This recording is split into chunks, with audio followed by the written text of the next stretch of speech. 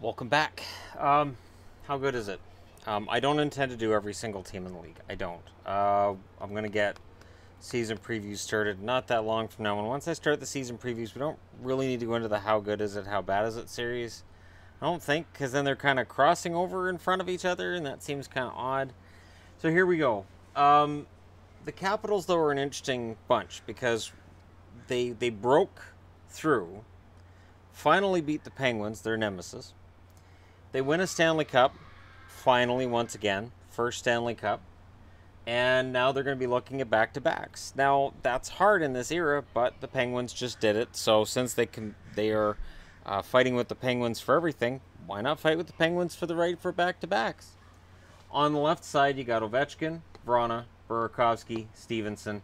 Nathan Walker sits there in the 5 spot. Walker, of course, was waived out, came back in. Good story with that kid, and we'll see whether or not he gets into the lineup a little more regularly this year. Hopefully he doesn't get waived again. Kuznetsov, Backstrom, Eller, Boyd. They picked up Nick Dowd from Vancouver. Dowd didn't ever really fit in Vancouver, so I wouldn't read a whole lot into his time in Vancouver. It just didn't work. Gersich, of course, is there as well, so there's some really good depth here. And when you've got Kuznetsov, Backstrom, and Eller, you're going to be one of the better teams in the East. Wilson, Oshie, Connolly, Smith-Pelly, and they signed Ikonen out of Finland. This, though, should be their top 4. Connolly really finally came through and showed himself to be not necessarily the top 10 draft pick that he was drafted as, but he really came through and performed quite well for them in the playoffs. Oshie, of course, kind of a folk hero right now for Caps fans. And Wilson, the rest of the league may feel one way about Wilson, but Caps fans are pretty united in their love for the guy, and we're still waiting on a contract extension for him. Smith-Pelly, of course, got through a rather tumultuous year last year, and now he is where he is and should be a staple in that lineup. On the blue line, Kempny, Carlson, Orlov, Niskanen, Juice, Bowie.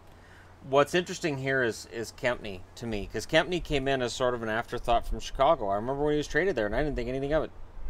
I didn't think it was a big deal. I really didn't. I thought, all right, so it's another Blackhawk prospect that, for whatever reasons, kind of fallen on hard times, and now he's gone. So, and I didn't think anything of it. Now, Orpik is listed on my board here as being the number 7 guy.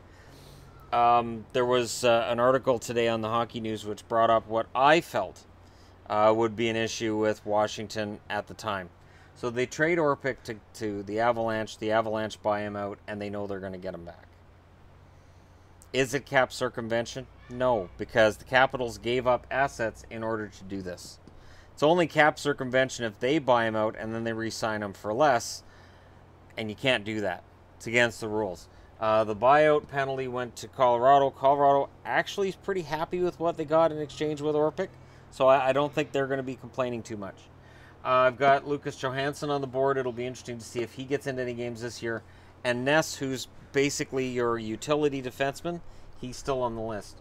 Net's going to be very, very interesting for these guys. Goaltending will be very interesting. Holtby, starter, absolutely 100%. Nobody's arguing about that. Copley's going to get his shot at being a backup. But Samsonov's coming over, and Samsonov isn't coming over to just play in the American League. Samsonov's coming over to play some important games, potentially National Hockey League games, and he's going to push for that backup spot. And I don't know Phoenix Copley well. For all I know, Copley may very well be good enough to be a backup, but is he going to be good enough to hold off Samsonov? That could be a big, tall task for him. When I look at the Capitals, I don't see weakness. And yet, when I did my season preview last year, I predicted they make the playoffs, but I said this team was significantly weaker. They weren't really a cup contender anymore. And I'm eating my words the following June. Maybe we're overestimating them now because of the same thing. Maybe it's just in reverse. Like, we're going to talk about how good these guys are because they just won the Stanley Cup. Either way, I do see them as being a contender this season as well. I don't know that I would see them as necessarily a favorite, just because it is so hard to do back-to-back Stanley Cups. It's only been done once in the last 20 years, and It remains to be seen if the Capitals can do it. But if anybody's got the desire, I think Ovechkin's going to want that back. I think with all the celebrating that's been done with the Stanley Cup this summer, I think Ovechkin absolutely will want to do that all over again, and he's going to want that chance. So there you go.